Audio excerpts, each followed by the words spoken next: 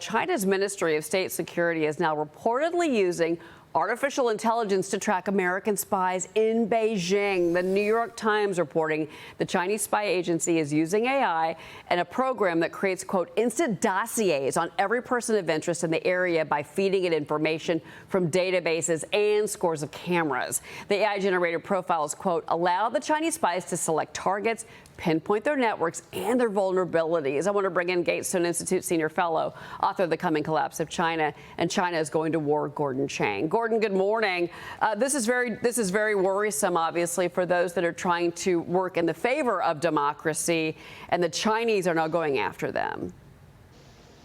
Well, certainly, because the Chinese have obtained, often by theft, massive amounts of data, but it really isn't usable because there's so much.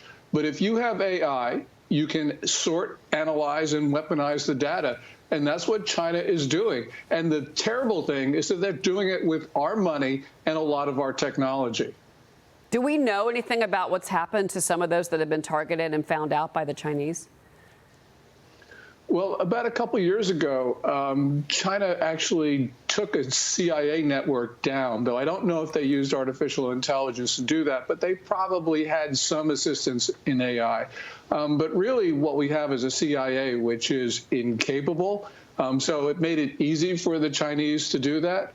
I think what we're going to see, though, in the future is China using every tool available, which especially includes artificial intelligence, to go after the American spies and just general Americans in China as well. Oh, well, which is very concerning. Kara Frederick, you've done research on this. You were warning about this when you were in Washington. Oh, yeah. And Gordon, we know that they've been field testing these technologies in Xinjiang with the Integrated Joint Operations Platform. We know that they took, as you said, through theft, OPM data, Marriott data, the Equifax hack. These hacks are all linked to Chinese state actors. Now they have TikTok information. So as you say, they can integrate all of this data, pass artificial intelligence all over it, detect anomalies.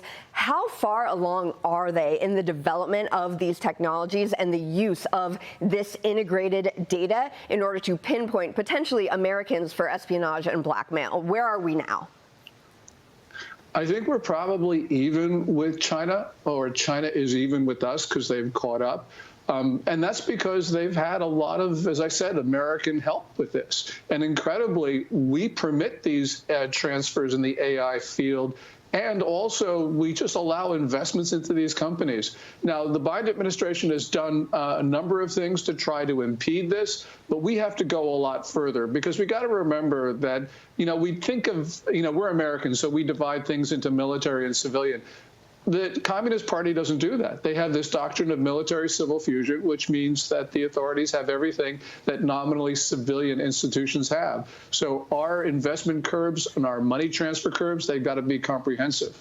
All right. Luke Lloyd's on set with me as well. Luke, jump in. Hey, Gordon, I've been very outspoken that AI is a winner-take-all scenario economically. Whoever has the best technology will be able to implement that, get ahead, and stay ahead for a very long time, if not forever. Do you think that AI and technology, this technological arms revolution kind of we're going through, arms race we're going through, is it a winner-take-all politically? And from a geopolitics perspective, if China gets ahead technologically in AI, from the AI perspective, will they stay ahead forever? Actually, I don't think so. And the reason is that, yes, China's AI will help it solve a number of problems. But the main problems is their economy, and their economy has just old world issues. So, for instance, you have a property sector which is way overbuilt. China has enough vacant apartments for its entire population of 1.4 billion people. Property is the core of the Chinese economy, now accounting for 19% of GDP and 70% of household wealth.